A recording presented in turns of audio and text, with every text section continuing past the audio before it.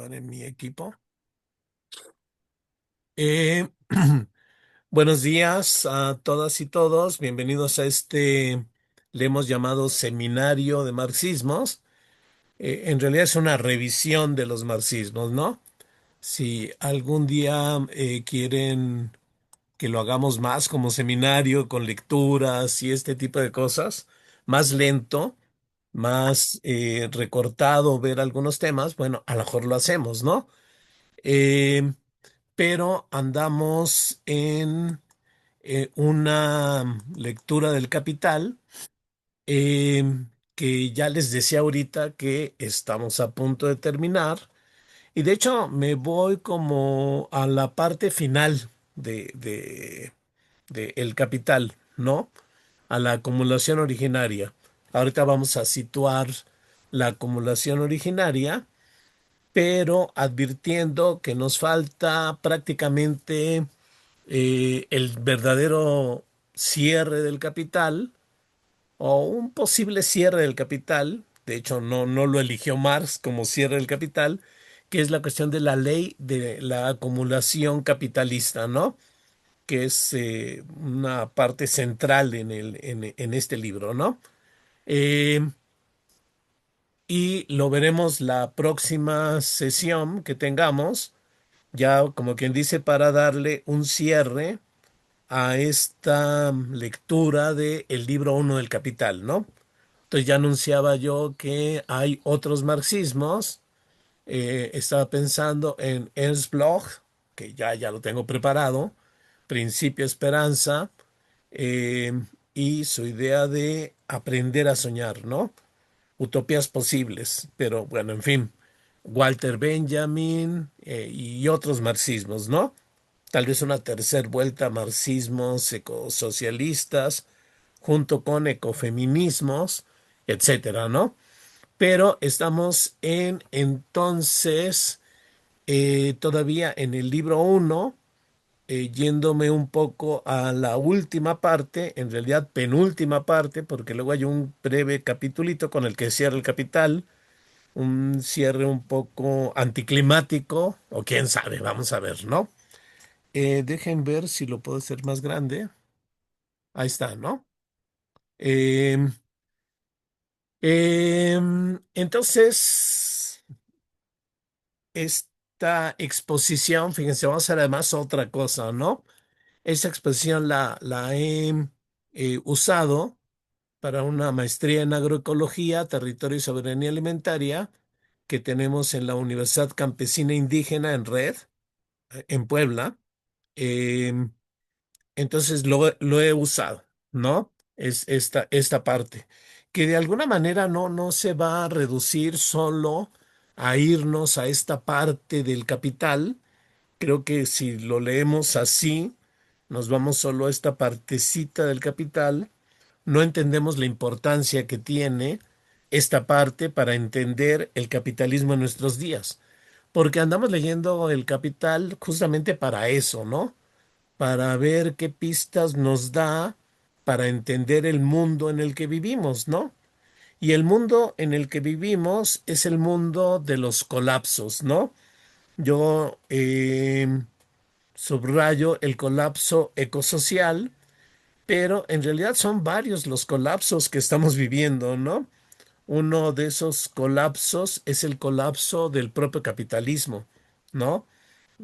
Otro colapso es este colapso ecosocial, eh, y habría otros colapsos, ¿no? Por ejemplo, el colapso de la subjetividad humana que está ocurriendo ante nuestros ojos, en nuestros días, ¿no? Del cual volveremos a hablar tal vez en otro momento, ¿no? Como una cuestión central que hay que pensar y repensar, ¿no? Los colapsos del capitalismo. Pero yo hablo principalmente de estos colapsos. Estamos en la era del colapso, la era de los colapsos, ¿no? Subrayando la cuestión del colapso ecosocial, provocada por este fuerza social enajenada y enajenante que es el propio capitalismo, ¿no? el sistema capitalista, que encontrándole algunas vertientes para entender el colapso ecosocial, yo subrayo luego tres o cuatro, ¿no? La primera es esta extensa e intensa intoxicación medioambiental del aire, del agua, de la tierra, de los organismos de los que formamos parte, generada por la producción capitalista, por sus productos, que ya son mercancías tóxicas para nuestro organismo y para nuestra mente y para la propia naturaleza, ¿no? Por la producción, circulación, consumo y sus desechos, ¿no? Desechos químicos, excrementos, basura, plásticos. ¿Quién fuera a pensar que desechos como los gases que produce la combustión de energía fósil, eh, produce gases de efecto invernadero, el efecto invernadero, ¿no? Del cual ahorita hablaré, ¿no? Otro vertiente para entender este colapso ecosocial es el ecocidio.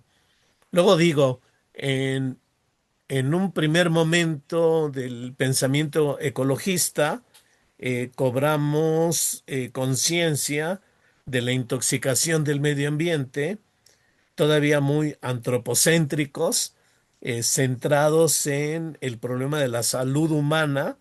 Era lo que pensábamos, nos preocupaba que se contaminara el medio ambiente por nuestra salud, una perspectiva antropocéntrica, ¿no? Centrada en el ser humano. Pero fuimos cobrando conciencia de que en realidad los ecosistemas de los que formamos parte estaban siendo destruidos de manera muy acelerada, ¿no? Bosques, selvas, ríos, océanos, especies, la propia vida humana, todo estaba siendo destruido por la lógica capitalista, ¿no? De pronto hay escasez de materia inorgánica, sí, aunque no lo crean, hay escasez desde la perspectiva capitalista de metales, de minerales, ¿no? Por eso estas minas, estas mineras están escaneando todo el planeta y desesperadas con estas formas brutales de minería a tajo abierto, extrayendo metales, ¿no? Eh, Desesperadas porque están volviendo escasos, ¿no?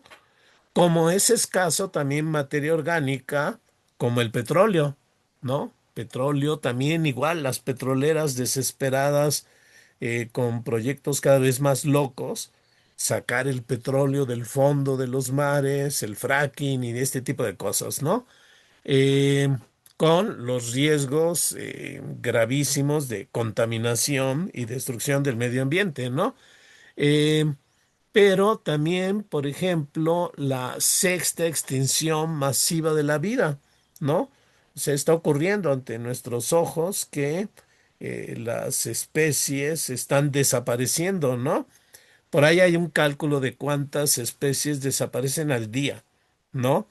Cuántas especies vivas, no número de seres vivos desaparecen, ¿no? Que es incontable, sino especies, ¿no? Entonces estamos viviendo un ecocidio y de pronto nuestra conciencia ecológica también se fue transformando, porque nos entendimos como no separados de la naturaleza, sino como parte de la naturaleza. Somos materia viva, materia orgánica. Somos parte del reino animal y dependemos de el resto de seres vivos e incluso de seres no vivos, ¿no? Dependemos del agua, dependemos de la tierra, dependemos del aire, ¿no? Somos ecodependientes. Entonces, la conciencia ecológica empezó a dar saltos, ¿no? Empezamos a abandonar el androcentrismo, el antropocentrismo, y cobrar una conciencia biocéntrica, centrada en la vida, ecocéntrica incluso, ¿no? Eh, pero faltaba algo más, por si algo faltara, en este desastre ecosocial.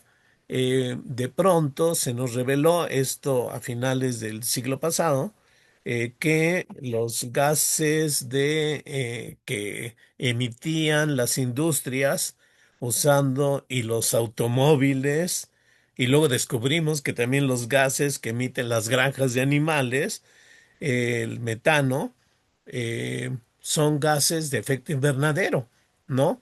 Que, digamos, impiden que el planeta, que en el planeta se refleje la luz solar y más o menos nos equilibremos, sino que están calentando al planeta, ¿no?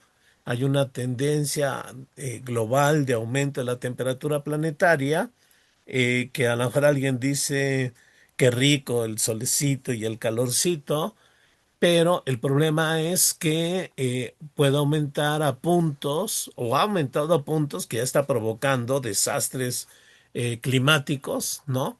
Y puede aumentar a puntos, a puntos donde la vida sea imposible en el planeta, ¿no? Y este es un fenómeno complejo, eh, que no tiene causalidad lineal simple, de modo que se pueda calcular qué puede ocurrir. Tenemos escenarios y todos los escenarios que se están construyendo son terribles, ¿no? Eh, eh, a- es que ya el corto y mediano plazo, ¿cómo lo medimos, no? 100 años es corto plazo o largo plazo. 50 años, ¿no?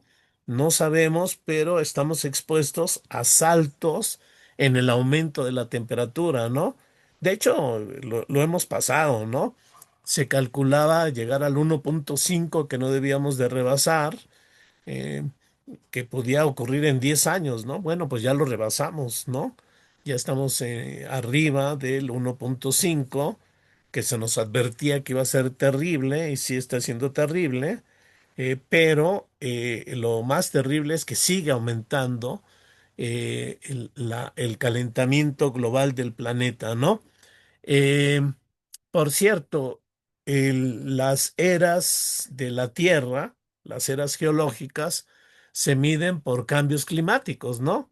Hay quien dice, sí, bueno, ya hemos vivido cambios climáticos. En realidad no los hemos vivido, ¿no?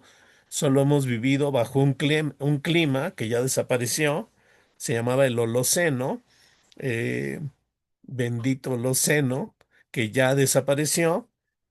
Ahora vivimos en este clima con esta tendencia al aumento de la temperatura. Hay quien le llama antropoceno, así lo bautizaron algunos químicos en alguna reunión geológica, hay debate sobre ello. Eh, pero llegaron los científicos sociales y dijeron, no, no es el antropo, el ser humano, el que ha generado esto, ¿no? Incluso los químicos, cuando le ponen antropoceno, no aluden al ser humano, aluden a las industrias, ¿no? Realmente. Y los científicos sociales proponen llamarle capitaloceno, ¿no? Algunas feministas plantean llamarle a esta época el Faloceno por esta preponderancia del androcentrismo en la historia, ¿no? La historia, 8 siglos, ¿no? Pero sobre todo estos últimos siglos, ¿no? En fin, allá hay debate, pero sin duda es la lógica capitalista la que que se ha vuelto una potencia tal que ha cambiado el clima, ¿no? Y que ha cambiado el clima para acercarnos a el riesgo de la extinción. Ahora el problema es justamente eso, ¿no? El riesgo de la extinción no solo de la especie humana, sino de la vida en el propio planeta, ¿no? Eh, entonces, caras de este colapso, ¿no?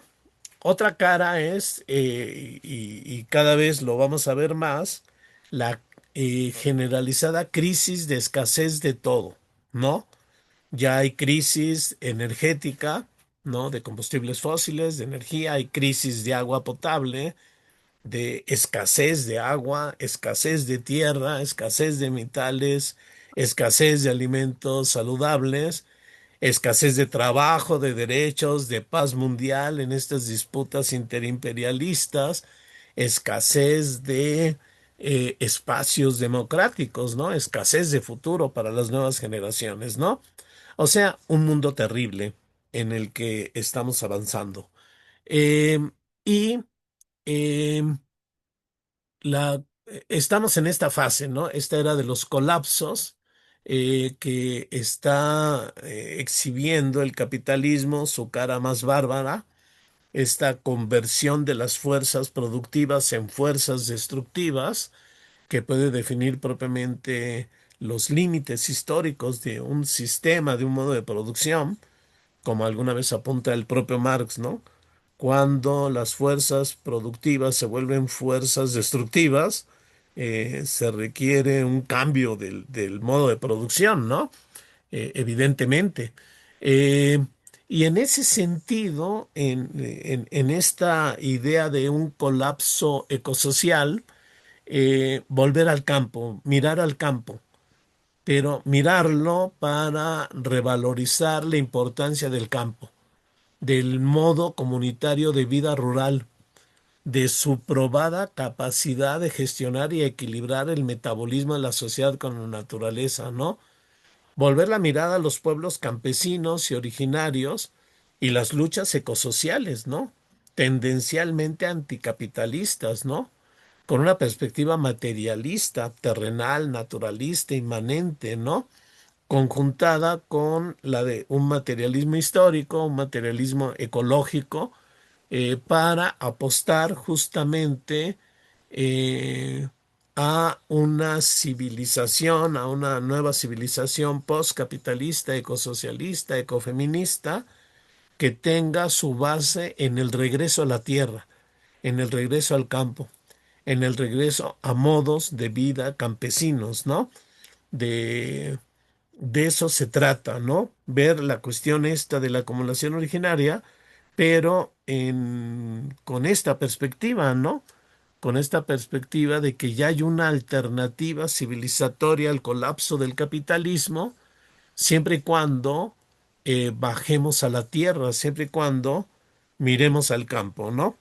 Entonces, lo que voy a hacer es un poco retomar estas cosas que hemos visto en estos encuentros sobre Marx y los marxismos, ¿no? Eh, Estamos preguntándonos, dialogando con Marx, ¿no? Eh, ¿En qué nos ayuda el pensamiento de Marx para pensar este presente, ¿no? ¿En qué nos ayuda el pensamiento de Marx para pensar el campo, ¿no? Y para pensar el campo en este colapso ecosocial. Bueno, hemos visto el pensamiento de Marx y ya sabemos que es un pensamiento materialista, ¿no? Es un pensamiento incluso naturalista, ¿no? Marx, de entrada, tal vez por estos debates que tiene con Hegel, a partir de la mirada de Ludwig Feuerbach, otro materialista, y toda la tradición de los materialismos que rápidamente asimila Marx, materialismos franceses, aunque siempre distanciado de su versión mecanicista, ¿no? Eh, lo podemos encontrar en esta obra crítica de Marx y Engels, el primer libro que escriben juntos, La Sagrada Familia, que va a ser una especie de fascículo de crítica satírica a la Sagrada Familia, que eran sus grandes amigos, los hermanos Bauer, pero lo dice Engels, ¿no? Que lo escribe en conjunto con Marx. Dice, bueno, pero la idea era hacer un breve capítulo, breves capítulos, ¿no? No un libro, porque Marx empieza a meterle más y más y más, y entre ellos la historia del materialismo, ¿no? Asociada, por cierto, con derivaciones políticas, pero con un materialismo de ninguna manera mecanicista, ¿no? Tiene sus reservas, sus críticas a esta perspectiva materialista, porque Marx, en estas polémicas que tiene con Hegel y los neohegelianos, va asumiendo una postura materialista pero naturalista, ¿no? ¿Qué quiere decir esto? Que el ser humano es naturaleza. Esa es casi una premisa de Marx, ¿no? Y una premisa que deberíamos de tener todos, luego se nos olvida, nos vemos como seres divorciados de la naturaleza, separados de la naturaleza, ¿no? Pero somos naturaleza, parte de la trama de la vida de este planeta Tierra, ¿no? Y esto Marx siempre lo considera, ¿no? Esto pudiera ser un detalle, pero es un detalle importantísimo en realidad, ¿no? El asumir esta concepción materialista y naturalista, el concebir al ser humano como parte de la naturaleza, en realidad le permite a Marx romper y separarse de la filosofía dualista, jerárquica y dominadora androcéntrica que domina en el pensamiento filosófico occidental, ¿no? Porque también es alimentado por su vertiente judeocristiana, ¿no? Este pensamiento dualista, jerárquico, dominador, androcéntrico, centrado en el hombre como un ser superior y separado de la naturaleza, ¿no? Y ver a la mujer, ver a los animales, ver a los pueblos colonizados como inferiores, ¿no? Y en esa medida de que son inferiores, como sujetos de dominación, ¿no? Es un pensamiento androcéntrico, en realidad milenario, pero muy elaborado por el pensamiento occidental. Bueno, pues Marx, con su concepción materialista y naturalista, se separa de esto, ¿no? Eh, lo cual es asombroso, dado que es un pensamiento que hasta nuestros días prevalece, ¿no? Pero no se queda ahí, no se queda en este materialismo naturalista. eh, Feuerbach, por ejemplo, tal vez sí se queda ahí, aunque Feuerbach lea Marx, ¿no? En realidad, eh, incluso adhiere a alguno de los partidos socialdemócratas generados a partir de este pensamiento de Marx, ¿no? Pero Marx avanza muy rápidamente, eh, ya pensando que este materialismo hay que situarlo en la sociedad y en la historia y antes que hacer filosofía, que pensar, que hacer cualquier cosa, lo primero que tenemos que ver es cómo vamos a subsistir y para subsistir hay que trabajar socialmente, sacando riquezas de la naturaleza, haciendo un intercambio con la naturaleza, ¿no? Entonces empieza Marx a pensar, luego ya con Engels, también escriben otro libro, ese sí, extensísimo, tan extenso que nunca publican, que se llama La ideología alemana, ¿no? Pero en las primeras páginas de la ideología alemana, Marx y Engels empiezan a desarrollar un nuevo materialismo, ¿no? Que Engels, no tanto Marx, pero sí Engels, le va a llamar materialismo histórico, porque este materialismo va a estar cruzado por la sociedad de la historia, ¿no? Esto también es muy importante porque lo va a separar de otros materialismos meramente filosóficos, tipo Feuerbach, aunque en realidad todo materialismo tiene una condición política, ¿no? Ya es un pensamiento político. Primero porque está polemizando con los pensamientos dominantes durante siglos, ¿no? Sobre todo en Occidente, que son todas estas concepciones teológicas, idealistas, racionalistas, etcétera, ¿no? Primero porque está polemizando con eso y segundo porque en este regreso a la materia finalmente están apuntando a cuestiones materiales de la vida social, ¿no? Que Marx desarrolla. Pero no se queda en este materialismo histórico, ¿no? Hay toda una versión del marxismo, por cierto, muy reduccionista, muy empobrecido, eh, que ha intentado reducir la riqueza del pensamiento de Marx y del propio Engels a una especie de simplificación eh, determinista, además, economicista, además, que le llamaron materialismo histórico, ¿no? Pero no, el materialismo histórico de Marx y del propio Engels es mucho más rico, ¿no? Y mucho más complejo.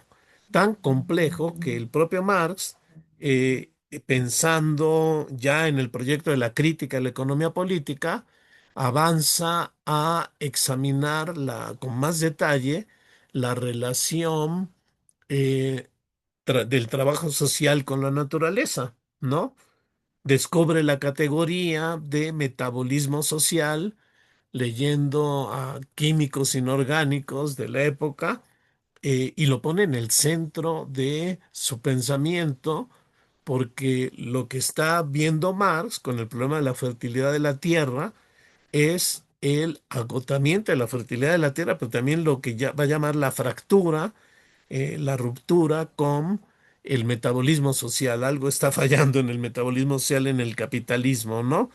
Que está tomando a la naturaleza al punto de destruirla y está devolviendo a la naturaleza contaminación que impide su propia regeneración.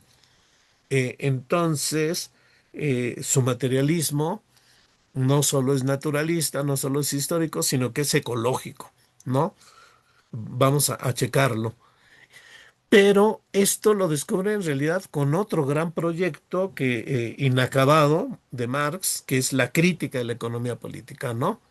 La crítica no solo del discurso de los economistas, sino la crítica a la realidad de la propia dinámica capitalista, ¿no? Y su dialéctica de la enajenación, como hemos también tratado de subrayar en estos encuentros, ¿no? Bueno, entonces, ¿cómo pensar el colapso ecosocial planetario? Y sobre todo en relación con la cuestión del campo y las potencias civilizatorias del campo, civilizatorias y ecológicas, ¿no? Eh, para el futuro, ¿no? ¿Cómo pensarlo? Bueno, desde estas tres perspectivas, ¿no? Materialista, materialismo histórico y la crítica de la economía política, ¿no? Entonces, desde la perspectiva materialista, eh, digamos, hay que partir del campo, de la entera naturaleza, ¿no?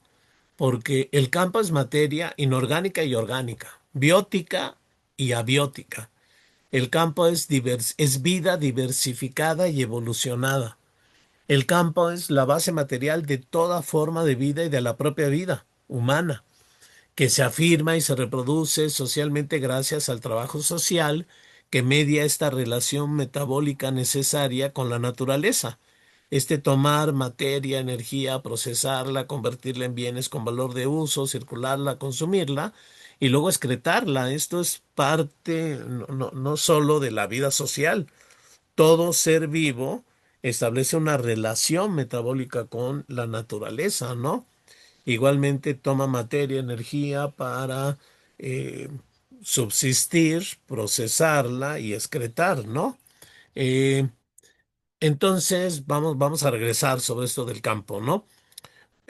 Sobre esta idea de la materia, el campo como materia, ¿no? Es que el campo es la materia, ¿no?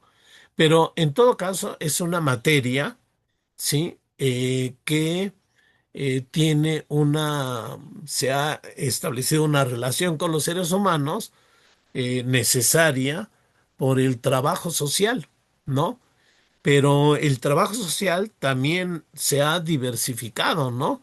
De pronto existió la división del trabajo, de pronto hubo privatización de la tierra, hubo clases poseedoras, hubo clases desposeídas, hubo explotados y explotadores, lucha de clase, sucesión de modos de producción hasta llegar al sistema capitalista actual, ¿no?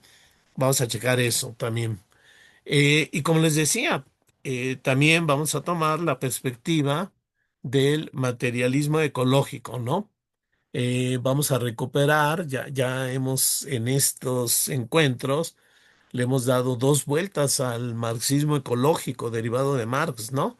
Eh, eh, es- Examinando justamente esta ruptura metabólica que establece el capitalismo con la naturaleza, ¿no?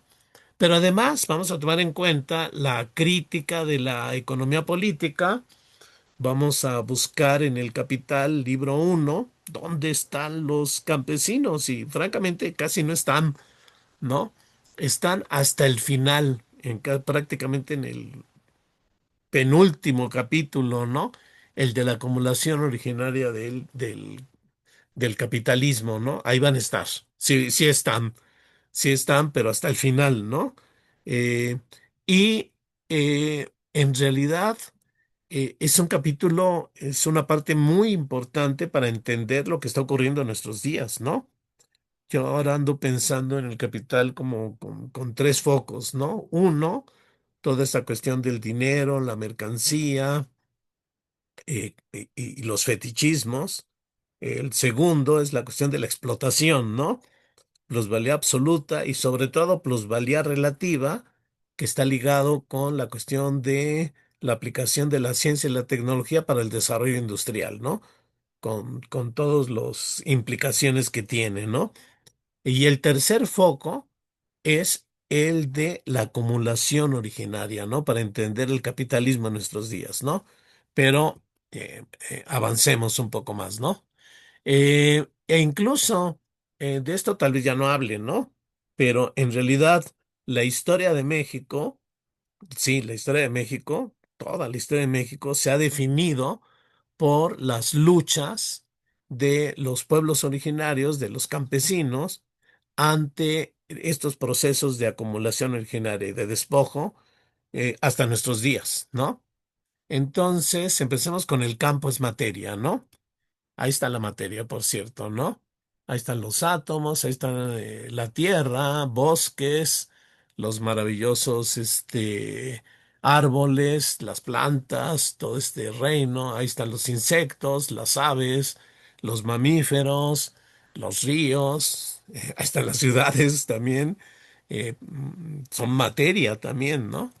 Entonces, hay que entender esto, regreso, ¿no? Muy bien, el campo es la base de todo y las comunidades campesinas y sus modos de vida siempre han mantenido una relación metabólica con la naturaleza, aprendido a cuidar, los campesinos y pueblos originarios no necesitan alguna clase de filosofía es más, creo que una clase de filosofía los, si es esta filosofía tradicional, los perturbaría, ¿no?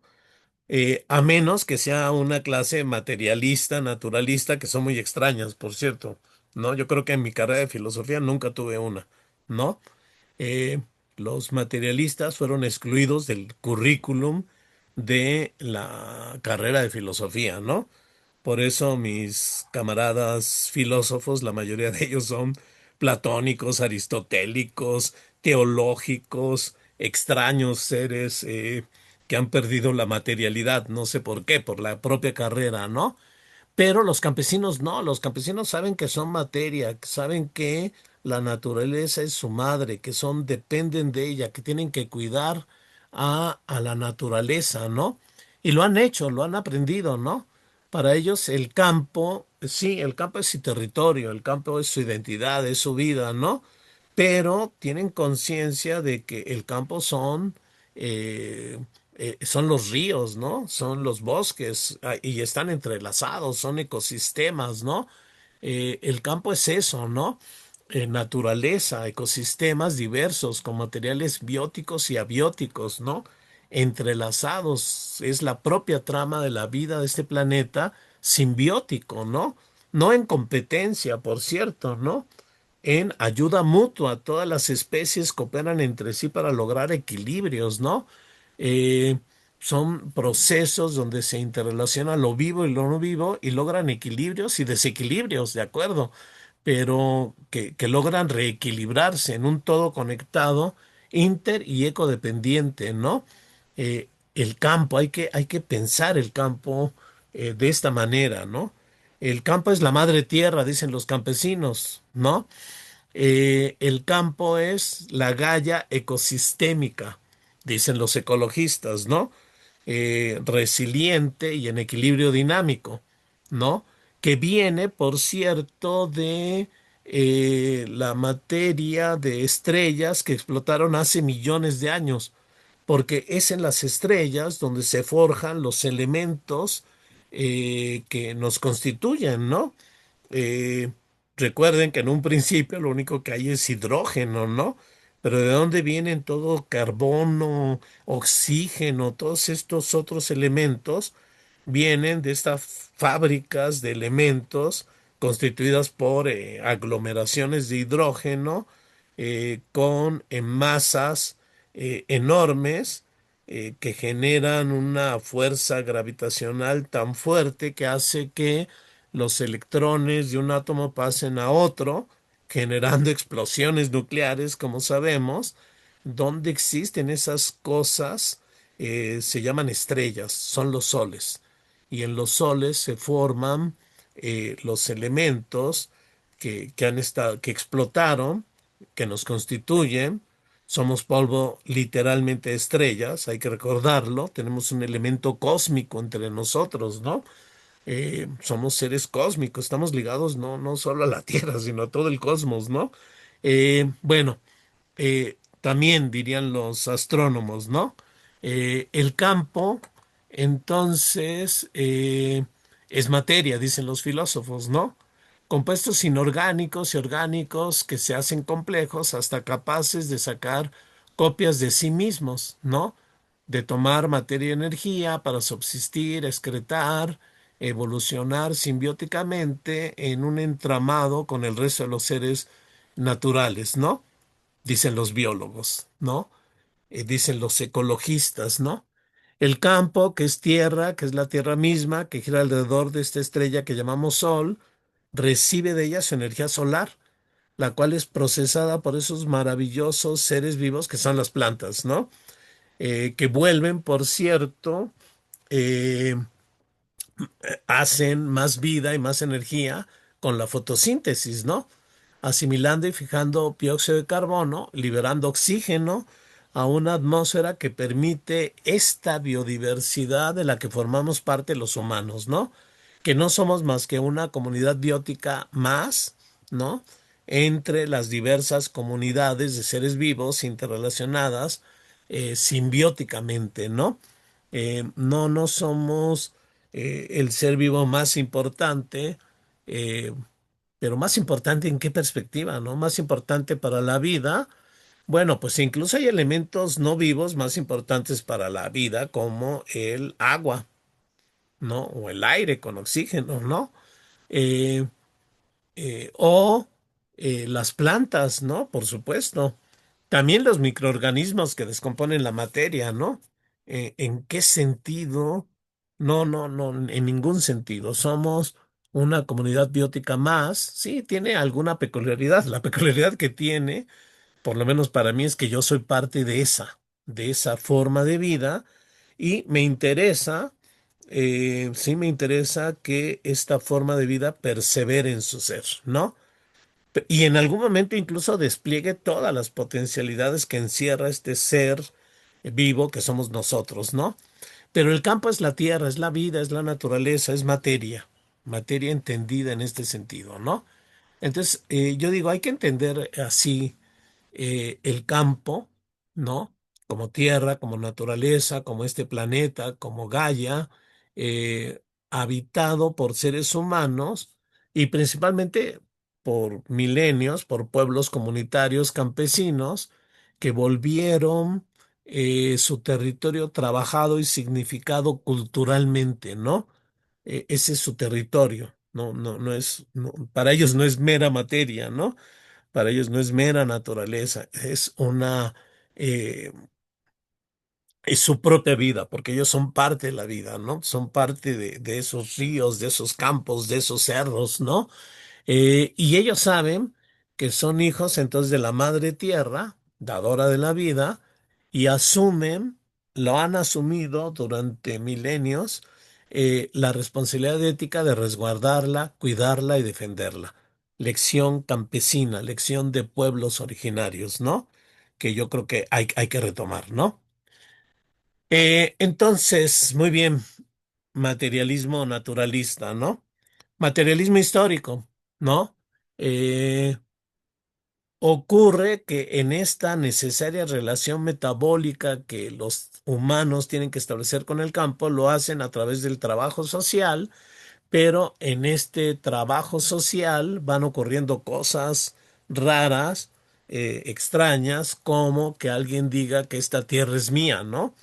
O que de pronto ciertas jerarquías vayan desprendiéndose el trabajo para recibir tributos. Lo entendemos porque son los guerreros que por la fuerza y por su función social logran imponer esto, pero también están los sacerdotes, ¿no? Pero también están toda una serie de burócratas porque se empieza a constituir estados y se empiezan a constituir estados porque hay clases sociales y clases sociales ya en conflicto, ¿no? Y el trabajo ha sufrido una división social muy importante y hay modos de producción que tienen ciertas relaciones metabólicas con la naturaleza. Por cierto, algunos de esos modos de producción colapsaron. También tenemos ya una historia de colapsos, pero el problema es que si el capitalismo colapsa, colapsa con todas las formas de vida del planeta, ¿no?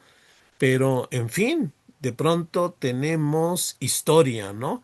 Tenemos mercancías, tenemos dinero, tenemos este modo de producción enajenado, enajenante, cuando digo enajenado me refiero a un modo de producción ajeno al control humano. Esta idea del capital la insisto mucho porque es la de Marx, ¿no? Pero también es una idea muy potente, ¿no? El capital es una fuerza social hostil, dice Marx, hostil a los trabajadores, ¿no? Una fuerza social enajenada que escapó del control humano, ¿no?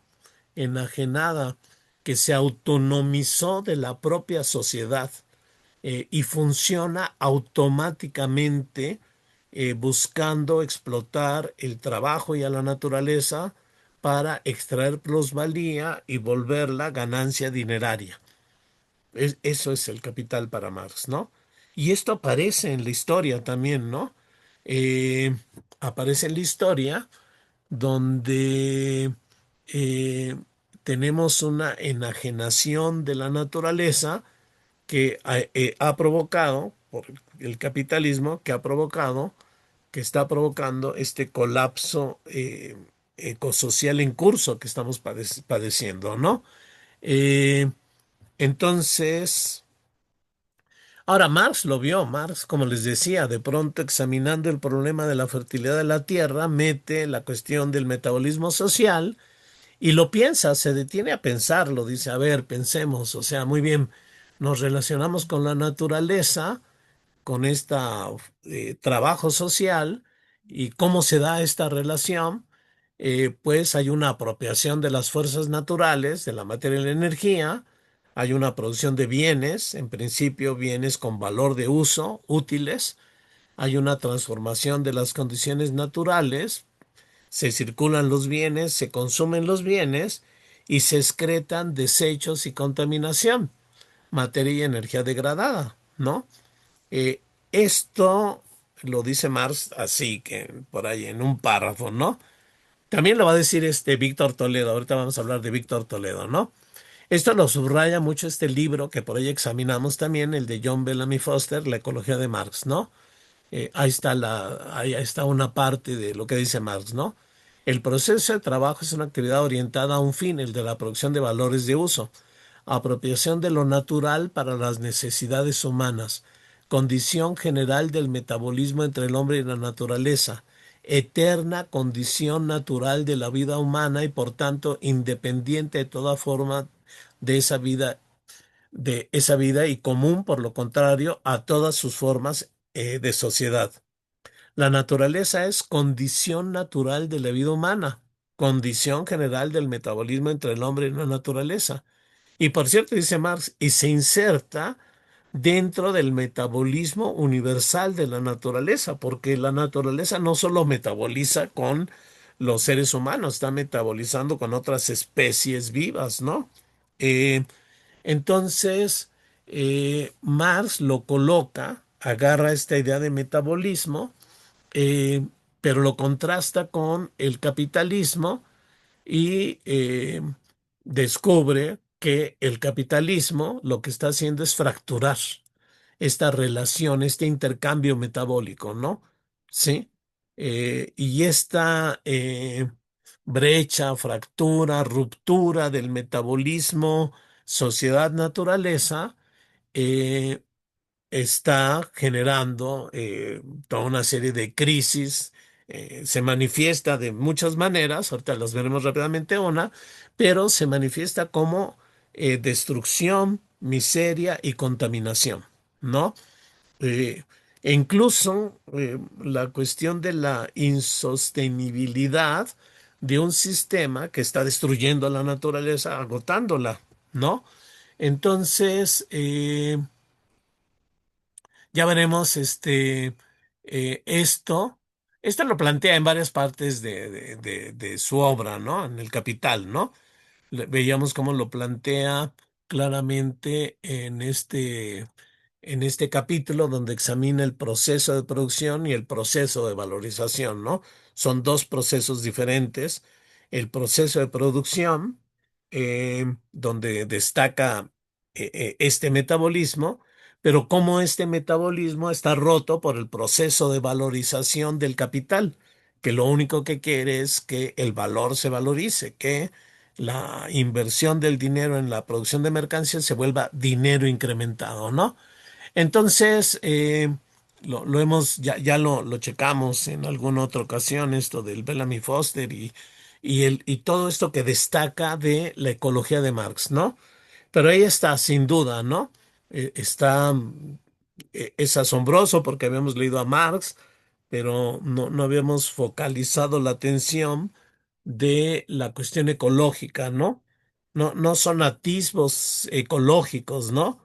Como llega a decir Manuel Sacristán, ese marxista destacado español, sino que están en el centro de una manera de pensar el capitalismo de manera ecológica, ¿no? Eh, y esta fractura ecológica se manifiesta de diferentes maneras. Esto lo ha destacado muy bien Bellamy Foster, ¿no? La división entre la ciudad y el campo, ¿no? Eh, o sea, la ciudad existe porque saquea los recursos naturales del campo, pero al mismo tiempo que se lleva los recursos naturales, que las destruye, impide la regeneración, porque la contaminación en las ciudades es tan potente que impide cualquier regeneración, pero además está distanciada del propio campo, ¿no? Hay una ruptura ahí de este metabolismo y de regeneración de la propia naturaleza, ¿no? Pero no solo se queda ahí, ¿no? No solo hay una contradicción entre la ciudad y el campo, donde incluso Marx llega a decir, Engels llega a decir, la única manera de solucionar la contradicción entre la ciudad y el campo es acabar con las ciudades, ¿no? Así dice Engels, ¿no? Problema para el siglo XXI, ¿no? ¿Qué hacemos con las ciudades que son enormes maquinarias de destrucción ecológica, ¿no? Insustentables, ¿no?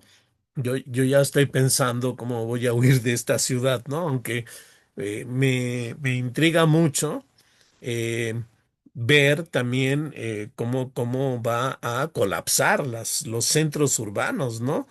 Yo siempre anuncio el colapso ecosocial en los centros urbanos como escasez de agua, ¿no? Ya viene. ¿Y qué va a significar esto, no? eh, Porque son insostenibles. Pero no se queda ahí, no se quedan ahí Marx y Engels con el problema de la ciudad y el campo, ¿no?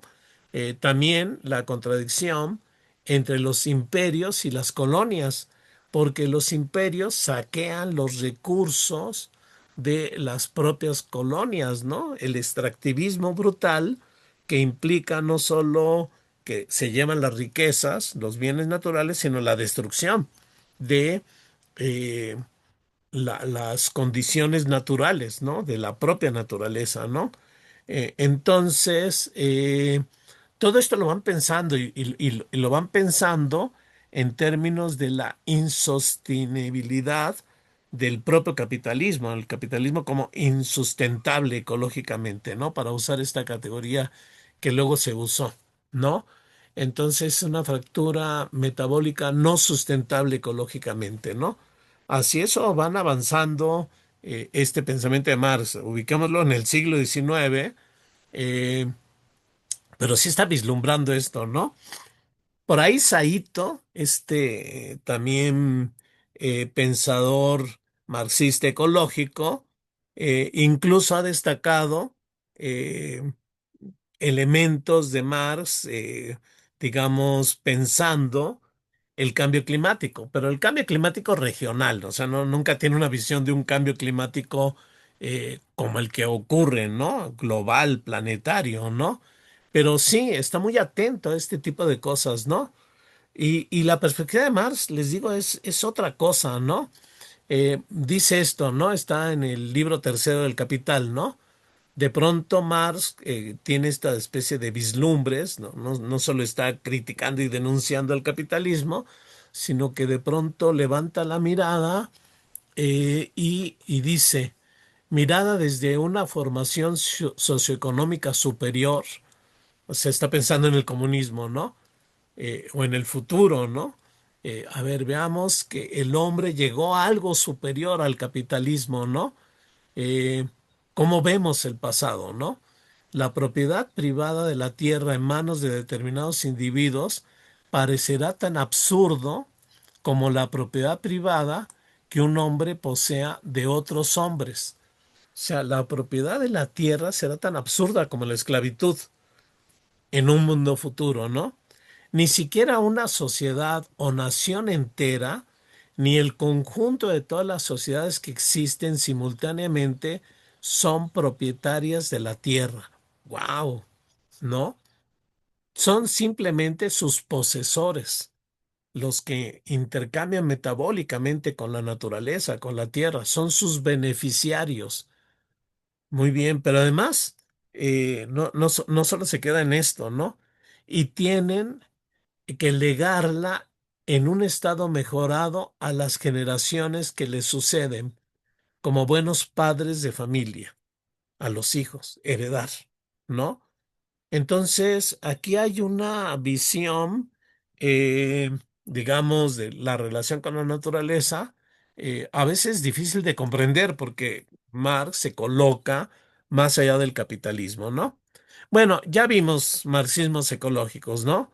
Alfred Smith y su libro este de El concepto de naturaleza en Marx, donde empieza a meter, a destacar esta cuestión del metabolismo social que inspira a Víctor Toledo y a muchos otros pensadores, ¿no?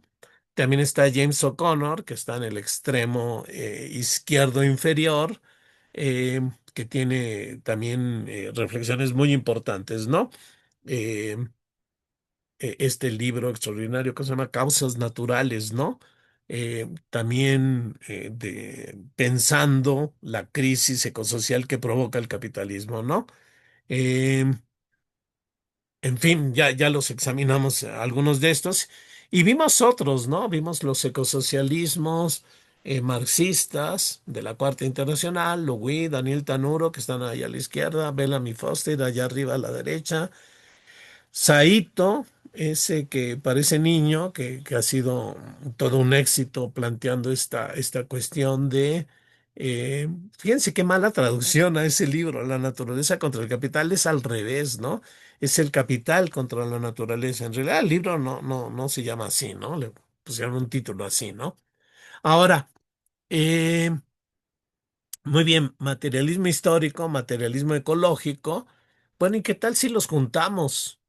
¿Qué tal si metemos la perspectiva ecológica y la perspectiva del materialismo histórico? Bueno, esto no lo ha logrado ni lo han intentado desde el ecosocialismo marxista, pero lo ha hecho la ecología política de Víctor Toledo. En realidad, Víctor Toledo sí ha avanzado en una perspectiva de este tipo, ¿no? En este libro de la izquierda, El planeta, nuestro cuerpo, que es un libro con dos autores, pero la parte de él es muy buena porque plantea esto, ¿no? Aunque tiene otros libros muy importantes donde en realidad lo que Víctor Toledo está haciendo es rescatar esta perspectiva civilizatoria desde los pueblos campesinos y los pueblos originarios, ¿no? Pero sí hace esta síntesis entre materialismo histórico y materialismo ecológico, ¿no? Él, en realidad, leyendo a Alfred Smith, según confiesa, agarra el concepto de materialismo, de metabolismo social, ¿no? Que sí, muchos leen, o sea, en vez de leer a Marx, leen a Alfred Smith, luego leen a Marx, ¿no? Sobre todo con estas nuevas lecturas ecologistas de Marx, ¿no? pero en una primera instancia, inspirado por el libro de Alfred Smith, Víctor Toledo agarra el concepto de metabolismo social, tal cual como se piensa en las ciencias ecológicas actuales, que es como lo piensa Marx, por cierto, ¿no? Ahí hay un contraste y una síntesis eh, muy interesante, ¿no? La aportación que quiere hacer Víctor Toledo en esta cuestión del metabolismo es no quedarse en el plano meramente material. De hecho, él lo está pensando como un instrumento y lo diseña así, ¿no? Muy complejo para examinar el metabolismo, ¿no? Porque ve diversas maneras de transformación, de circulación, de consumo y de excreción, ¿no? Por ejemplo, la urbana industrial, la campesina, etcétera, ¿no? Con circulación con dinero, en fin. Pero lo que él quiere hacer es no quedarse nada más en este plano material, sino que quiere introducir un plano inmaterial, ¿no? Lenguaje, reglas, leyes, instituciones, ¿no? Para examinar el metabolismo social. Por eso, cuando Víctor Toledo habla eh, de naturaleza, de biodiversidad, también la piensa en un plano cultural. Pero ¿quiénes pueden tener una cultura de la biodiversidad de la propia naturaleza? Pues los pueblos campesinos, ¿no? Por eso un pueblo campesino no puede examinarse meramente económicamente, sino culturalmente, ¿no? Por eso los pueblos campesinos cuando defienden la tierra, defienden su modo de producción y defienden también toda su cultura, ¿no? Todas sus tradiciones, sus maneras de vivir y de ver a la propia naturaleza, ¿no? Pero avanza más Víctor Toledo en este libro, El planeta, donde empieza a cruzar, es muy interesante lo que hace, habría que examinarlo con más detalle, aquí yo se los pongo de manera muy sintética, ¿no? Él distingue tres etapas, primaria, secundaria y terciaria, y las ubica incluso históricamente. En la etapa primaria son estas bandas de cazadores y recolectores, ¿no? Que no transforman ni la estructura ni la dinámica del ecosistema. Pero hay otra etapa, la secundaria, ¿no? Hace 10.000 años, hasta el siglo XIX, donde están las comunidades campesinas que sí transforman de manera limitada la estructura y dinámica de los ecosistemas naturales, alterando suelos, topografía, microclimas, etcétera, ¿no? Obviamente hay muchas experiencias en esta segunda etapa, pero lo que va a subrayar Víctor Toledo es sobre todo comunidades que preservan modos de vida campesina, comunitarios, etcétera, que no están metidos ni en lógicas de explotación, de dominio, de imperios, etcétera, han probado que, eh, digamos, pueden mantener un equilibrio producir y mantener un equilibrio con la propia naturaleza, ¿no? Luego habla de esta tercera etapa del siglo XIX hasta nuestros días, donde tenemos las sociedades capitalistas, industriales y urbanas, que son la fuerza económica que está destruyendo a la propia naturaleza, ¿no? Las que han provocado todo este colapso ecosocial, ¿no? Eh, entonces, es muy, muy interesante para que lo chequen luego, es esta manera de cruzar el materialismo histórico con el materialismo ecológico, ¿no? Pero no es lo único que ha hecho Víctor Toledo, tiene un proyecto muy interesante que yo digo el ecosocialismo tiene que dialogar con él, que es lo que él llama la ecología, ¿cómo le llama? La ecología política, eh, como latinoamericana, ¿no? Además, por cierto, ¿no? Donde él dice, lo plantea muy bien en el Ecocidio en México, donde, por cierto, no es un libro que hable tanto de la cuestión de la destrucción de la naturaleza, sino de las luchas de los pueblos campesinos originarios en la defensa de la propia naturaleza, ¿no? Y también es una defensa de los pueblos originarios y campesinos, este libro del ecocidio en México, ¿no? Pero él dice, muy bien, estamos elaborando una nueva disciplina, esta ecología política, que parte de dos tipos de pensamiento. Y si yo digo, ay, estos dos pensamientos tienen que ser fomentados, a ver si algún día los volvemos sobre ellos. Por ejemplo, hablamos del pensamiento crítico, ¿no? Esta teoría crítica frankfurtiana y estas diversas teorías críticas de los diversos marxismos, ¿no? Las hemos visto, ¿no? Eh, y cómo han sido muy ricas. Y este es un sentido de pensamiento crítico, ¿no? Luego hay otro sentido de pensamiento crítico más lógico, analítico, riguroso, muy ligado a paradigmas positivistas, cientificistas, pero no, el pensamiento crítico desde esta perspectiva es un pensamiento que cuestiona el capitalismo, ¿no? Y las relaciones con el conocimiento, la cultura, etcétera, en la perspectiva de una transformación para la liberación. En ese sentido lo toma también este Víctor Toledo. Pero hay otro pensamiento también al que hay que volver, ¿no? El pensamiento complejo, integrador, holístico, interdisciplinario, ¿no? Eh, y hay un gran pensador del pensamiento complejo que es Edgar Morán. A ver si algún día él tuvo su relación con el marxismo, luego tuvo sus distanciamientos con el marxismo, pero a lo mejor vale la pena volver sobre este pensamiento muy potente de Edgar Morin, sobre todo para ir asumiendo el pensamiento complejo, ¿no? Que es un pensamiento que se deja de lado en todos lados para que siga prevaleciendo un pensamiento simplificador, ¿no? Pero tal vez algún día regresemos. Sí, este diálogo, ya se me anda ocurriendo ahorita, un diálogo entre el marxismo y Edgar Morin, pero como pretexto para destacar el gran proyecto de pensamiento complejo de Edgar Morin, ¿no? Eh, pero además, esta idea de la ecología política de Víctor Toledo, que parte de que, fíjense, sus tesis, ¿no? La primera, que el mundo actual se desliza hacia el caos, hacia el colapso, pero que este colapso viene de la doble explotación del capital sobre la naturaleza y el trabajo. Pues totalmente de acuerdo, ¿no? Esta es una tesis de todos los marxismos ecológicos, ¿no? Esta doble explotación debe ser estudiada desde una visión de sistema mundo, considerando la contradicción ecológica a escala global. De acuerdo, ¿no? Si falta esta perspectiva, ahí alude a Wallerstein y esta idea de la economía mundo, ¿no? Eh, sí, porque luego nuestra perspectiva es eh, muy local, muy regional, pero son dinámicas que están ocurriendo planetarias, digamos, ¿no? Entonces, sí, muy bien como tarea para pensarlo, ¿no?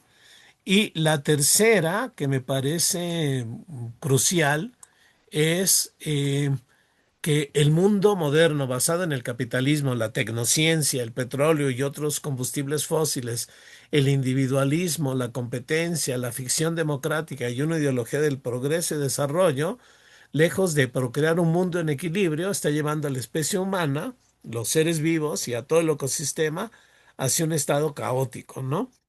Un estado caótico, no lo dice, pero ese estado caótico es lo que define a la propia muerte, ¿no? La muerte es el estado de caos, es la desorganización de la propia vida, ¿no? Nos lleva hacia la extinción, ¿no? Que es un gran tema que hay que pensar, el problema de la extinción. Y entonces lo que hay que desmontar es todo esto. Miren, capitalismo, tecnociencia, ya hablamos de esta tecnociencia enajenada, privatizada, en manos de grandes corporaciones capitalistas, ¿no? Para la ganancia. El petróleo, combustibles fósiles, la ficción individualista, yo también diría. Así como hay una ficción democrática, habría que decir que hay una ficción del individuo porque todos los seres humanos somos eh, redes sociales, ¿no? Somos intersubjetivos, somos interdependientes, es más, somos ecodependientes, ¿no? No es cierto que seamos individuos separados en competencia, ¿no? Eso va en contra de la vida. Toda la vida es simbiótica, ¿no? Hay que asumirnos como seres simbióticos, como seres cooperativos, ¿no? Todo lo que vaya en contra de la cooperación, eh, lo que va a generar es caos, destrucción, muerte, ¿no? Entonces hay que repensarnos, hay que abandonar la ideología del progreso y del desarrollo, ¿no? Yo luego tenía y hay compañeros que no les gustaba que se hablara de gobiernos progresistas, etcétera, y en fin, ¿no? Yo les decía, creo que nunca les dije, pero si en el fondo ustedes también son progresistas, ¿no? No me los imagino rechazando la idea del progreso, del desarrollo, ¿no? Seguramente en su imaginario está de que esto siga produciendo más y que tenga más consumo, ¿no? Pero esto es imposible, ¿no? Eso es imposible. Bueno, muy bien, Víctor Toledo. eh, y por eso les digo, vale la pena ir checando estos libros de Víctor Toledo porque la ecología política que él propone para América Latina la centra en las luchas de los pueblos rurales en defensa del territorio, sus culturas, sus equilibrios regionales, ¿no? Entonces, esta ecología política cuestiona a fondo los mitos del desarrollo, progreso, crecimiento por todos los efectos socioambientales, porque no son sostenibles, ¿no? Y es una mirada que empieza a retomar propuestas civilizatorias y ecológicas de estos pueblos. El buen vivir y la comunalidad, por ejemplo. El buen vivir que viene de pueblos campesinos originarios de América del Sur y la comunalidad que viene de Oaxaca, por ejemplo, ¿no? Hay toda una teoría que ha recuperado las formas de vida comunitarias oaxaqueñas, que es justamente la comunalidad, que no solo son de Oaxaca, ¿no? Son formas de vida en realidad campesinas, ¿no? Y cómo lo que estamos viendo entonces es la ecologización de estas luchas de los campesinos y de los pueblos originarios. Y es una batalla entre los proyectos de muerte del capitalismo y los proyectos de vida, ¿no? Y eso lo dicen ellos, ¿no? Yo lo estoy repitiendo lo que están diciendo las demandas, las mantas de las luchas de los pueblos campesinos y de los pueblos originarios, ¿no? Y en este sentido, creo yo que al marxismo y al ecosocialismo le falta una reflexión más a fondo sobre el campo y las potencias del comunismo campesino, ¿no? Acuérdense que estamos viendo esta cuestión del campo y de los campesinos como alternativa civilizatoria, ¿no? No como una mera curiosidad de seres que ya no tienen futuro, ¿no? Bien, entrémosle a la última perspectiva, que es la perspectiva de la crítica de la economía política, ¿no? Que ya hemos revisado desde las primeras obras de Marx, por ejemplo, manuscritos económico-filosóficos del 44. Luego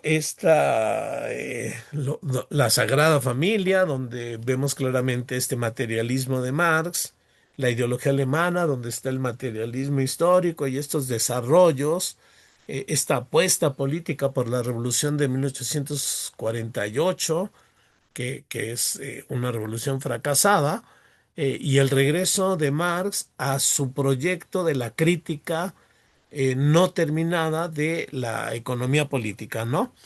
Que ya la hemos revisado, ¿no? Por ahí tenemos una revisión donde examinamos todas estas obras, por cierto, ¿no? De Marx, desde los manuscritos hasta los Grundrisse, ¿no? Las teorías de la plusvalía, ¿no? Incluso algunos otros manuscritos que apenas están editando, ¿no? Pero nos faltaba el capital. Estamos en el libro uno y andamos, ¿dónde están los campesinos en el capital, no? Por lo menos en el libro uno. Pues no se ven en sus secciones, ¿no? Mercancía, dinero, capital, proceso de trabajo y valorización, plusvalía absoluta, plusvalía relativa, salario, proceso de acumulación de capital. Ahí no se ven. Ahí lo que se ve es la eh, explotación de los obreros, ¿no? Plusvalía absoluta, plusvalía relativa, el genial capítulo de plusvalía relativa, toda la cuestión del capitalismo industrial, ¿no? Bueno, pues ahí no están. Ahora echémosle otra mirada porque tienen capítulos cada sección. Bueno, en el penúltimo capítulo de la sección séptima, en el proceso de acumulación del capital, ahí van a estar los campesinos, ¿no? Ya hemos revisado, ¿no? Ya hemos revisado estas secciones del capital. Regresaremos sobre la ley de la acumulación capitalista, ¿no? Como cierre de esta lectura del libro uno del Capital. Pero acuérdense, empezamos estudiando la mercancía, valor de cambio, valor de uso, los intercambios de mercancías. Ahí descubrimos el valor, ¿no? El tiempo de trabajo materializado en las mercancías, que es la medida de valor que funciona en este intercambio de mercancías, ¿no?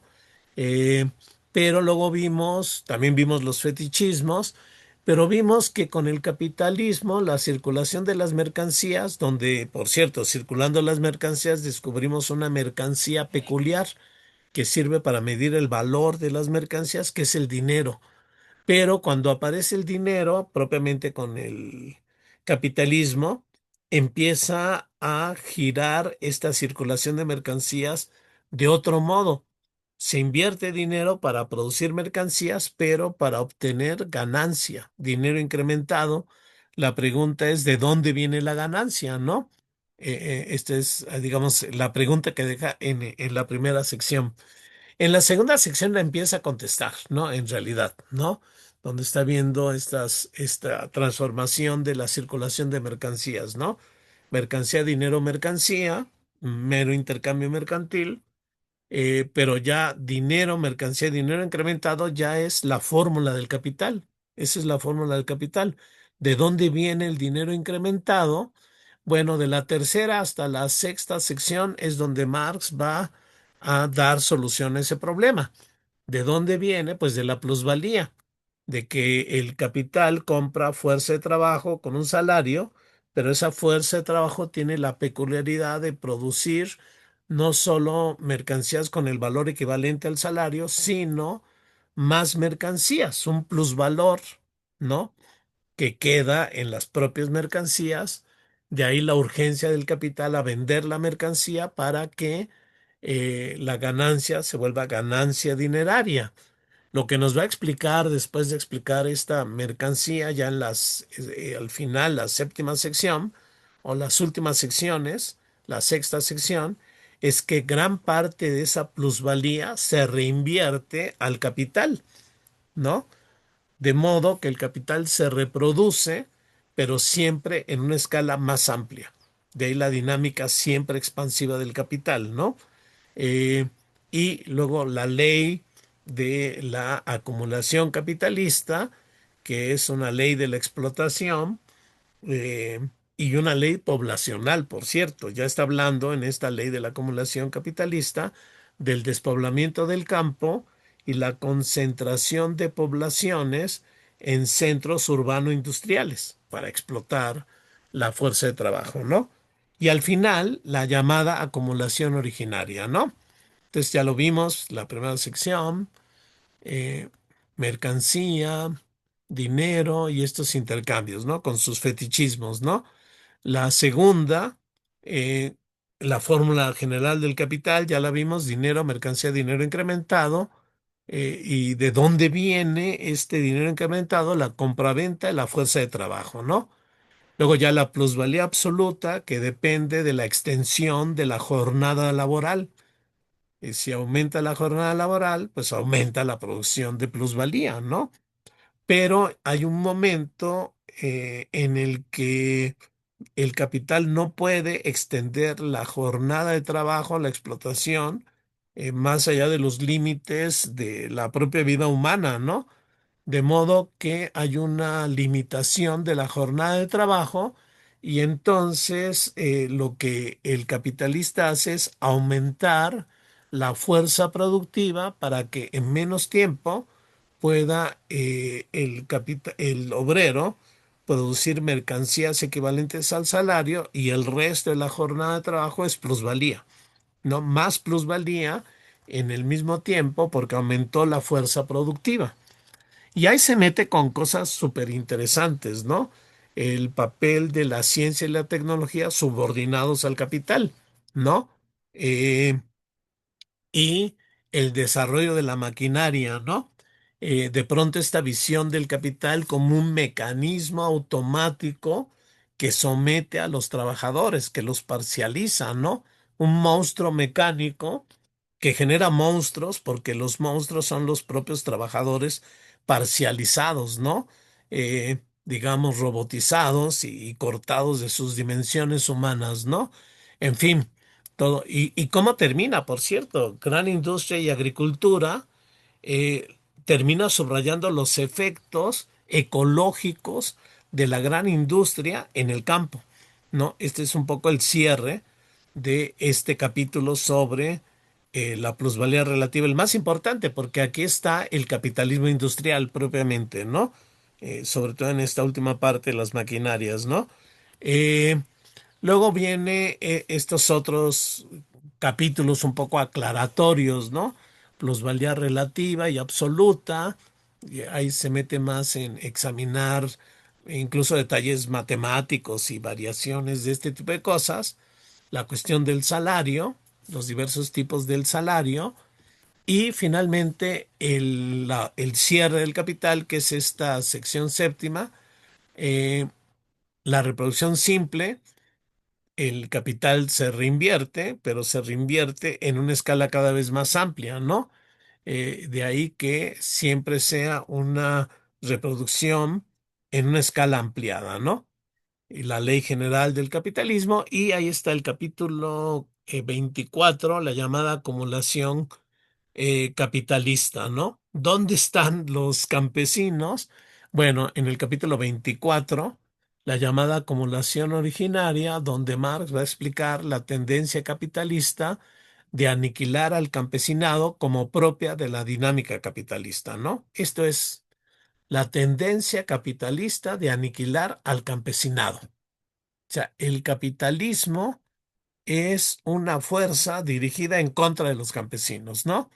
Lo asombroso es que los campesinos existan, ¿no?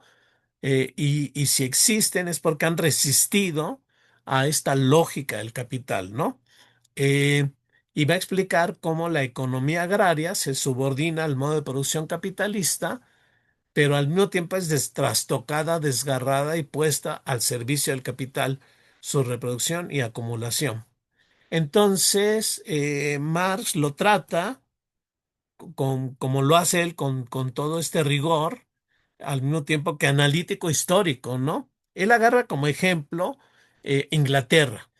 Siempre va a decir Marx, va a decir, yo no estoy contando la historia del capitalismo mundial, ¿no? Yo estoy contando, en todo caso, cómo ocurrió eso en Inglaterra, ¿no? Ni siquiera en Europa, ¿no? Él agarra a Inglaterra como ejemplo, ¿no?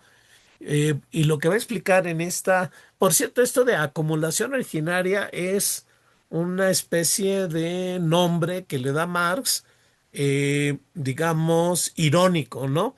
Por lo general, él dice la llamada acumulación originaria porque se burla de los economistas, ahora muy puesto de moda esto, la cuestión del empresario, del emprendedor y todo esto, ¿no? Pues esta ficción del emprendedor neoliberal en realidad siempre ha sido parte del imaginario capitalista porque los economistas de la época, siglo XIX, hablaban de que la acumulación originaria venía del esfuerzo del emprendedor, ¿no? Y Marx se burla de eso, entonces siempre va a decir la llamada acumulación originaria como burla a los economistas burgueses, ¿no? Apologistas del capital, ¿no? Porque en realidad esta acumulación sí está en el origen, pero es permanente, ¿no? Vamos a ver que es permanente, básica, ¿sí? Algunos marxistas, por cierto, alguno mexicano, Jorge Veraza, va a decir, es una acumulación eh, originaria residual y terminal, ¿no? Porque con el regreso del capital al campo va a los restos de lo que queda hasta terminarlo, residual y terminal, ¿no? Pero empieza con esta idea, ¿no? A lo mejor ahorita terminamos esto y luego volveremos sobre toda la discusión de la acumulación originaria, que es una discusión muy, muy interesante, ¿no? Se me anda ocurriendo ahorita que estoy viendo el tiempo, ¿no? Entonces explicamos un poco cómo lo plantea Marx rápidamente, ¿no? Les digo, esta parte está dividida en secciones, los números son esas secciones. Entonces él empieza diciendo, a ver, vamos a explicar el secreto de la llamada acumulación originaria, que no viene de un esfuerzo de un emprendedor, ¿no? Viene de un proceso material sociohistórico donde los productores, los campesinos, son separados de su modo de producción, de sus medios de producción, de la tierra, ¿no? Y se van disolviendo relaciones de esclavitud, de servidumbre, pero al mismo tiempo el trabajador va perdiendo sus medios de producción, ¿no? Sí, digamos, es una libertad eh, donde ya no hay, ya no son esclavos, pero es una libertad que los deja sin medios de producción. La única libertad que tienen es la de vender su fuerza de trabajo para sobrevivir, ¿no? Pero este es en general acumulación originaria, ¿no? O acumulación o despojo, como le van a llamar después, ¿no? O sea, lo que hace el capital es separar a los campesinos de la tierra. Esto está en el principio del capital y está ocurriendo hoy en nuestros días, ¿no? Por eso lo de originario tiene relación con esta ironía a los economistas, ¿no? Eh, entonces, esto lo va a probar. Dice, bueno, este es el sentido general de la acumulación, ¿no? Separar a los campesinos de la tierra. Entonces lo empieza a ejemplificar con Inglaterra, ¿no? Se meten desde el siglo XIV hasta el XVI, examina, ejemplifica cómo se van disolviendo las relaciones de servidumbre, ¿sí? Cómo empieza a ocurrir formas de expropiación violenta, ¿no? Digamos, contra las masas populares, ¿no? Robo de tierras fértiles actualmente ocurre, cercados y expulsión violenta de familias campesinas de sus propiedades actualmente ocurre, usurpación de tierras comunales también ocurre, eh, ganado, ovejas que desplazan a los campesinos, sobre explotación de los trabajadores agrícolas, ¿no? Todo esto es originario, pero al mismo tiempo son procesos que se están dando, que se estaban dando en la época que Marx escribe El Capital y que se siguen dando en nuestros días, ¿no? Por ejemplo, también le dedica un capítulo, un apartado especial a la legislación sanguinaria contra los expropiados desde finales del siglo XVII. O sea, todos esos campesinos proletarizados, despojados de sus tierras, eh, pues no tienen de qué vivir, ¿no? Entonces son una enorme masa de mendigos, ladrones, vagabundos, y empiezan a emitirse leyes sanguinarias contra ellos, ¿no? Pena de muerte por robos o por andar de vagabundos, en fin, ¿no? Se les va obligando a meterse a las fábricas, ¿no? A vender su fuerza de trabajo, ¿no? Bueno, esas leyes, digamos, estas leyes de en contra de los campesinos siguen, ¿no? eh, por ejemplo, estas últimas legislaciones, eliminando de nuestra Constitución la propiedad comunal de la tierra, ¿no? O sea, las leyes siguen, las leyes contra los campesinos siguen, ¿no?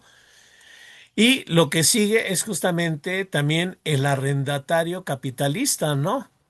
Pese a que estas luchas campesinas han sido principalmente contra los latifundistas, estos que se apropiaron de las tierras, bueno, pues igualmente así se generaron los arrendatarios, los grandes terratenientes, ¿sí? Que van a rentar a los campesinos la tierra para enriquecerse por medio de la renta, ¿no? Ya explicaremos después este concepto de renta, ¿no? Pero lo que quiero destacar es cómo Marx está examinando históricamente este proceso, ¿no? Eh, y luego las repercusiones de la revolución agrícola sobre la industria que va a crear un mercado interno para el capital industrial. O sea, en la medida en que hay una industria, eh, el campo subsidia con alimentos el desarrollo de la propia industria, ¿no? Esto es lo que va a pasar en México. De hecho, esta es la gran crisis del campesinado en México, ¿no? Si en una época el campesino producía alimentos, se subsidiaba la industria, aunque fuera dominada por la industria, los campesinos producían, había soberanía alimentaria, ¿no? Eh, Trabajaban, el campo tenía un sentido primordial en la sociedad mexicana, ¿no? Eh, pero justamente con el neoliberalismo, el mercado libre, la agroindustria y este tipo de cosas, el campesino pierde su función social en México, ¿no? Bueno, esto es lo que está ocurriendo, pero en este caso los campesinos están, digamos, por un lado, al proletarizarse, están ofreciendo fuerza de trabajo para las industrias, pero los que siguen produciendo están subsidiando con sus alimentos el desarrollo de la propia industria, ¿no? Eh, pero sí hay una desaparición progresiva del campesino, ¿no? Por eso les decía que lo asombroso es que sigan existiendo los campesinos, ¿no?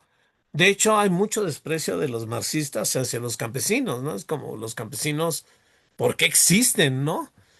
¿Por qué existen, o por qué debieran de existir, no? Bueno, el hecho es que existen, el hecho es que la dinámica capitalista no ha logrado exterminar a los campesinos, ¿no? Eh, dejen avanzar un poco más y ya vamos terminando acá y luego le seguiremos, yo creo, en la próxima, ¿no? Entonces hay una génesis del capital industrial, así como el arrendatario capitalista, pero todos estos vienen de despojos, eso es también lo que quiero decir, ¿no? Vienen de despojos, vienen de explotación y... pero de todos modos, dice, ¿de dónde viene esa enorme riqueza que permite el capitalismo industrial? Porque esa riqueza no la produce el propio capitalismo, ¿no? El capitalismo no tiene la potencia para una revolución industrial. Entonces, ¿de dónde viene esa riqueza? Viene de enormes transferencias de riquezas de países conquistados, ¿no? Y sí, Marx está hablando de la colonización de eh, países que van a ser subordinados, explotados. Ahí nace el extractivismo, ¿no? Propiamente, o sea, toda la enorme riqueza que se desplaza de, por ejemplo, grandes regiones de América a España, pero España es poca productiva, no desarrolla la producción. Holanda sí, Francia sí, y finalmente a Inglaterra. Entonces, todos esos desplazamientos de riqueza son los que van a permitir eh, justamente, ay, ¿qué pasó? Que van a permitir justamente, ay, ya me pasé, me lo salté, pero bueno, em, lo demás lo veremos después, pero a ver, ya me lo estaba saltando, ¿no? Entonces, esta es la tendencia histórica de la acumulación capitalista, ¿no? ¿A qué tiende la acumulación originaria del capital? Es decir, su génesis histórica, cuando no se limita a convertir directamente al esclavo, al siervo de gleba en obrero asalariado, determinado por tanto un simple cambio de forma, ¿sí? Igualmente son explotados, ¿no? La acumulación originaria significa pura y exclusivamente la expropiación del productor directo o lo que es lo mismo, la destrucción de la propiedad privada basada en el trabajo, ¿no? Esta propiedad privada basada en el trabajo, que por cierto es diferente a la capitalista, es la propiedad del campesino, ¿sí? Que es una propiedad desperdigada, raquítica, individual, no cooperativa, cuando es absorbida por el capitalista y es concentrada, se adquiere una fuerza gigantesca cooperativa social, pero enajenada por los capitalistas que se le expropiaron. Por eso piensa Marx que esa fuerza social debe ser expropiada a los expropiadores, ¿no? Los expropiadores terminarán siendo expropiados, ¿no? Eh, Debe ser desenajenada para ser gestionada colectiva y democráticamente por los trabajadores asociados, ¿no? En conclusión, dice Marx, la llamada acumulación originaria implica ese proceso histórico de expropiación que priva a la gran masa del pueblo de la tierra y de los medios de vida e instrumentos de trabajo para que el capital, las relaciones capitalistas nazcan, ¿no? Pero es un proceso que no está en el pasado, estaba en el presente de Marx y no sabía él hasta cuándo iba a durar el campo, los campesinos, pero estaba en el futuro de Marx y está en el presente de nuestros días y determina una de las luchas más importantes que se están dando en el capitalismo actualmente. Pero de esto creo que tendremos que hablar en una próxima reunión donde volvamos sobre la importancia de los procesos de despojo, de la acumulación, de las nuevas luchas campesinas, de los pueblos originarios y de la importancia que tienen en la lucha anticapitalista y de las potencias eh, que hay, digo yo, de un comunismo campesino como una propuesta civilizatoria ante el colapso ecosocial que vivimos, ¿no? Entonces, pues tendremos una segunda parte, ¿no? No lo había pensado, pero no, sigue una parte muy importante. Nos metemos en todo este debate de la acumulación originaria, la acumulación por despojo, va a decir David Harvey, y ahí hay toda una discusión sobre esto, donde el concepto de acumulación originaria es muy importante para entender lo que está ocurriendo en el campo y en el capitalismo actual, ¿no? Porque ya veremos que tiene toda una serie de implicaciones, eh, por ejemplo, en relación con las nuevas violencias que están surgiendo en el propio capitalismo actual, ¿no?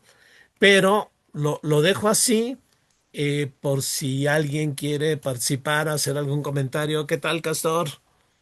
¿Qué tal, Luis? Así es que si alguien quiere hacer comentarios, aunque va a haber una segunda parte, ¿no? Ya está anunciada una segunda parte. Eh, no, nadie se anima. Ah, Sí, Luis sí, sí, Carlos, sí. sí.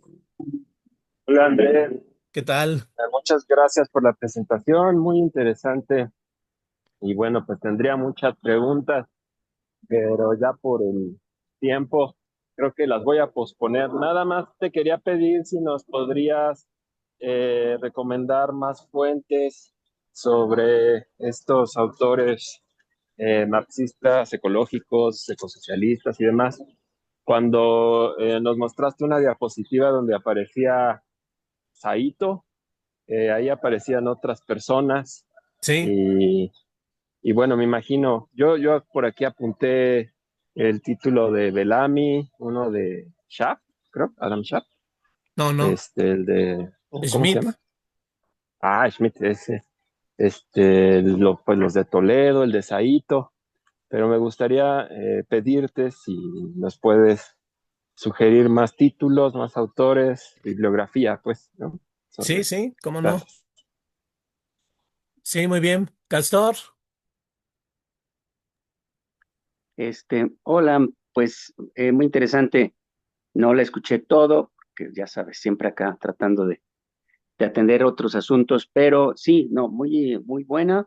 Eh, creo que estas presentaciones sería muy importante que pudiéramos contar con todo tu material, que nos lo pasas, nos lo proyectas, porque claro que pues, es una muy Sí, buena sí. síntesis de todo de todo el bagaje teórico que pues tienes que revisar para poder hacer estas exposiciones, ¿no? Entonces, en muchas ocasiones es útil como para su promoción, difusión, abordarlo con diferentes sectores con quienes trabajamos, particularmente pues, en el caso de Morelos, y eso, en efecto, como dices, tal vez en una próxima sesión eh, se puedan abordar las luchas, las resistencias, las propuestas, porque han surgido muchas propuestas de los diferentes proyectos campesinos indígenas, digamos, ¿no? Porque hay quienes ponen el énfasis en la cuestión campesina y quienes ponen el énfasis en la cuestión de los pueblos originarios. En fin, ahí hay también debates al respecto, pero creo que el marxismo, pues obviamente, así como lo has señalado, permite tener una aportación significativa en términos no solamente de lo que sería la reflexión teórica, sino también de lo que significa la construcción de una sociedad distinta, ecosocialista, en donde precisamente se incorporen todas estas visiones contrarias al desarrollo capitalista y que lo están aportando muchos de los pueblos originarios. Se puede estar o no de acuerdo con todas las propuestas que surgen desde los pueblos, pero sí es muy importante que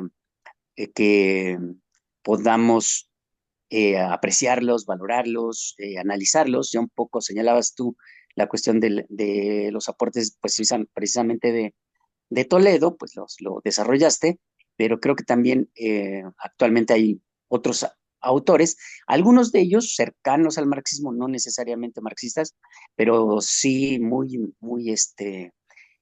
en sintonía, en diálogo, con posturas marxistas, ¿no? Y bueno, y evidentemente que el campo marxista tiene mucho que también incorporar, aprender, dialogar con otros sectores en lucha, particularmente desde los pueblos campesinos, indígenas, que actualmente están en curso, ¿no? Entonces, creo que, creo que sería muy importante darle seguimiento y pues agradecerte toda esta exposición que me parece muy importante. Pues eso es todo, gracias.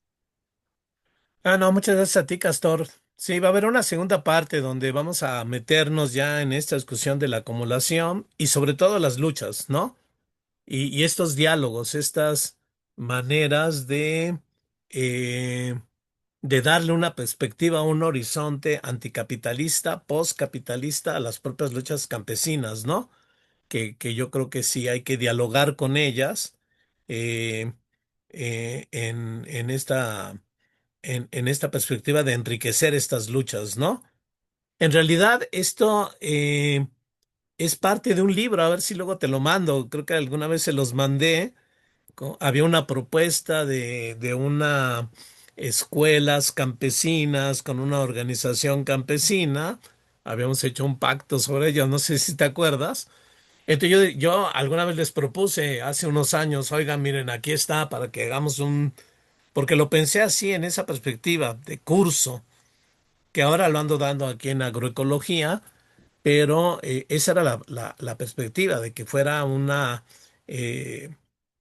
curso para cuadros, dirigentes campesinos, ¿no? Pero muy bien, vamos a seguirlo con esto, ¿no? Y no sé si hubiera alguien más, si no, ya nos vamos despidiendo para que empecemos a disfrutar el domingo, ¿no? No, también yo lo disfruto hablando con ustedes y todo, ¿no? Pero ya no quiero quitarles más tiempo. Nos vemos la próxima, segunda parte de esta eh, historia de campo, campesinos y capitalismo, ¿no? Nos vemos la próxima. Hasta luego. Gracias. Adiós. Chao, Luego, gracias gracias. Andrés. Gracias, hasta luego. Hasta Hasta luego. Hasta luego. pronto. Gracias, Toby. A ver si Gracias. luego Bye. Buenos platicamos. Sí. Dice, ay, me lo inyecta. Hasta Nos luego. vemos, Andrés. Adiós, adiós.